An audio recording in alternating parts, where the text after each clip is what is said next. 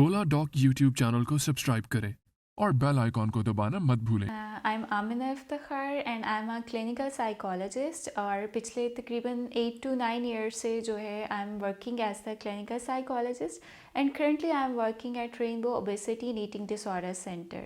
and my expertise are more जो हम day to day basis पर पेशेंट्स देख रहे होते हैं उसमें एंजाइटी के पेशेंट्स काफ़ी ज़्यादा होते हैं, देन डिप्रेशन के इश्यूज़ होते हैं और इसके साथ द मेन एरिया जो मेरी सबसे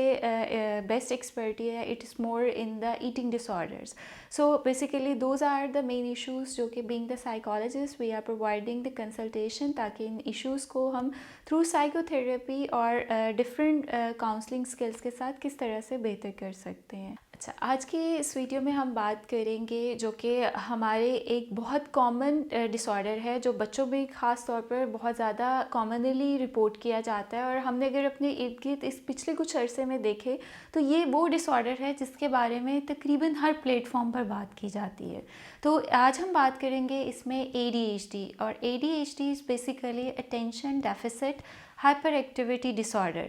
पाकिस्तान के टॉप डॉक्टर्स के साथ अपॉइंटमेंट बुक करें, वो भी पेशेंट फीडबैक देखते हुए. लाखों लोगों की तरह पाकिस्तान के सबसे बड़े डॉक्टर नेटवर्क का फायदा उठाएं और आज ही ओला डॉक ऐप डाउनलोड करें. ओला डॉक, डॉक्टर का अपॉइंटमेंट आसानी से. जो कि ख़ास तौर पर जो फर्स्ट आइडेंटिफाइड होता है या जो फर्स्ट इसको डायग्नोज किया जाता है वो अर्ली 6 to 8 ईयर्स की एज में बच्चों में डायग्नोज करते हैं एंड लेटर और अगर हम उसकी टाइप्स देखें तो उसमें एडल्ट्स में भी ADHD के इश्यूज जो होते हैं वो काफ़ी कॉमनली पाए जाते हैं. तो बेसिकली आज हम सारे साइन एंड सिम्टम्स देखेंगे कि किस तरह से वो सब पेरेंट्स अपने बच्चों को असेस कर सकते हैं और अगर टीचर्स इस वीडियो को देख रहे हैं तो उनके लिए भी एक हेल्प होगी कि अगर बच्चा आपके क्लासरूम में एक पर्टिकुलर बिहेवियर शो कर रहा है तो माइट भी पॉसिबल उस बच्चे में attention deficit hyper activity disorder जो है वो पाया जा सकता है. तो ADHD को अगर हम सिंपली मैं इसको डिफ़ाइन करूँ तो इसकी फ़र्स्ट 3 डोमेन्स होती है जो कि हमने देखनी होती है. जो फर्स्ट 3 कॉमन सिम्टम्स होते हैं उसमें सबसे पहले आता है इम्पल्सिवनेस, देन इसमें hyper activity and the third is inattention. तो बेसिकली अगर आपका बच्चा या कोई आपके इर्द गिर्द फैमिली में बच्चा है जिसमें बहुत ज़्यादा इम्पल्सिवनेस पाई जाती है, जो बहुत ज़्यादा हाइपर एक्टिव है या जिसका अटेंशन कंसंट्रेशन जो है एज़ कम्पेयर टू उसके एज ग्रुप बच्चों के साथ मुख्तलिफ है या वो उतना अच्छा परफॉर्म नहीं कर सकता, तो हो सकता है उन बच्चों में attention deficit hyper activity disorder आ जाए. इसके फर्दर अगर मैं एक्सप्लेन करूँ तो सिंपली ये वो वाले बच्चे होते हैं जिनको अगर आप डे टू डे बेसिस पे देखें तो उनका जो एनर्जी लेवल होता है अपने एज ग्रुप बच्चों से काफ़ी ज़्यादा होता है.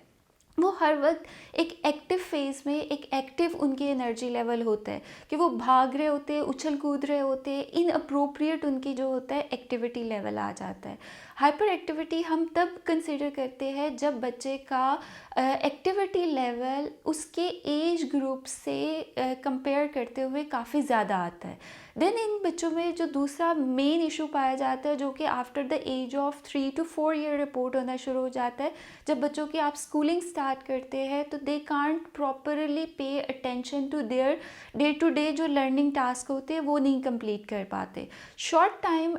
के लिए वो उसको कॉन्सेंट्रेट करते हैं बट अगर वही काम उनको 10 to 15 मिनट्स करना पड़े तो they lose their attention and concentration and दे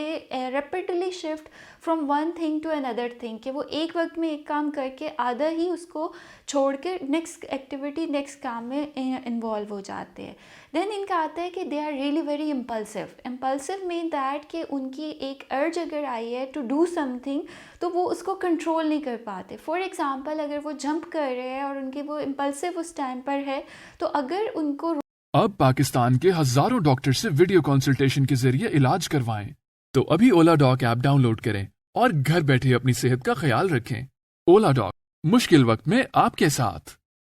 रोक रोका भी जाए तो वो उस टाइम पर उनको कंट्रोल करना जो होता है वो मुश्किल हो जाता है। एजुकेशनल वाइज देखा जाए तो इन बच्चों की जो लर्निंग होती है वो डिले होती है, वो उतना अच्छा परफॉर्म नहीं कर पाते, उतना अच्छा टास्क को लर्न नहीं कर पाते, जिसकी वजह से उनके समहाउ कुछ स्पीच इश्यूज भी आना शुरू हो जाते हैं बिकॉज ऑफ देयर इनअटेंशन, एंड उनके लर्निंग जो होता है वो भी परफॉर्मेंस डिक्लाइन आना शुरू हो जाता है। इसके साथ इनमें काफ़ी सारे बिहेवियरल इश्यूज आ जाते हैं, जिसमें अगर वो बच्चा स्कूल में जा रहा है तो वो मैसी है, डिसऑर्गेनाइज्ड है, उसके अपने जो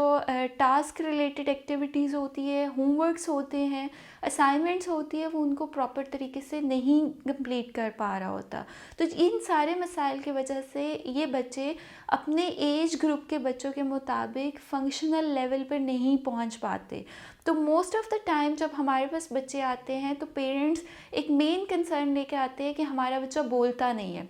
इसको स्पीच के मसाइल है, या ये स्कूल जा रहा है तो स्कूल से कंप्लेन आ रही है कि ये शरारती है, ये एक्टिव बहुत ज़्यादा है, ये दूसरे बच्चों को तंग करता है। घर पे वो इसलिए मैनेज हो रहा होता है कि बाकी फैमिली मेम्बर्स के साथ वो एक एक करके उसके एनर्जी लेवल्स कहीं ना कहीं कंपनसेट हो जाते हैं, डिवाइड हो जाते हैं। तो ऐसे बच्चों के लिए अगर हम मैनेजमेंट की बात करें तो उसमें मैं सबसे पहले जो इस चीज़ पे बहुत फोकस करती हूँ वो होती है इन बच्चों की साइकोमेट्रिक असेसमेंट, कि सबसे पहले देखा जाए कि उन बच्चों के एक्चुअली मसाइल है क्या। अगर वो ADHD या attention deficit hyper activity disorder का शिकार है तो उनका सेवेरिटी लेवल क्या है, क्या वो माइल्ड है, मॉडरेट है या सवेयर लेवल पे है। फिर उसी के मुताबिक हम लोगों ने उनकी प्रॉपर मैनेजमेंट करनी होती है, जिसमें मेनली इनको फर्स्ट ऑफ ऑल जो होते हैं वो कुछ डाइटरी हमारी रिस्ट्रिक्शंस होती हैं इन बच्चों के लिए। कुछ शुगर इनटेक को हम रिस्ट्रिक्ट करते हैं, प्रोसेस फूड को रिस्ट्रिक्ट करते हैं, इनके ओमेगा 3 रिच फूड ऐड करते हैं। इसके साथ इनकी स्ट्रक्चर्ड प्ले थेरेपी होती है जिसमें इन बच्चों की अटेंशन, कंसंट्रेशन और जो रिलेटेड बिहेवियरल इश्यूज होते हैं उनको कंट्रोल करते हैं। एंड इन सवेयर केसेस जहाँ पर अगर किसी ADHD बच्चे का सेवेरिटी लेवल सवेयर फॉर्म में है तो उनके लिए somehow psychiatrist will prescribe the medication to treat the condition. तो मैं सब पेरेंट्स के लिए और टीचर्स के लिए भी यही मैसेज दूंगी कि अगर आप इन साइन एंड सिम्टम्स को ऑब्जर्व कर लेते हैं तो हमेशा early diagnosis leads toward good prognosis, कि जितना जल्दी उसके ट्रीटमेंट शुरू किया जाए उतने अच्छे उनके आउटकम्स होते हैं। Thank you so much.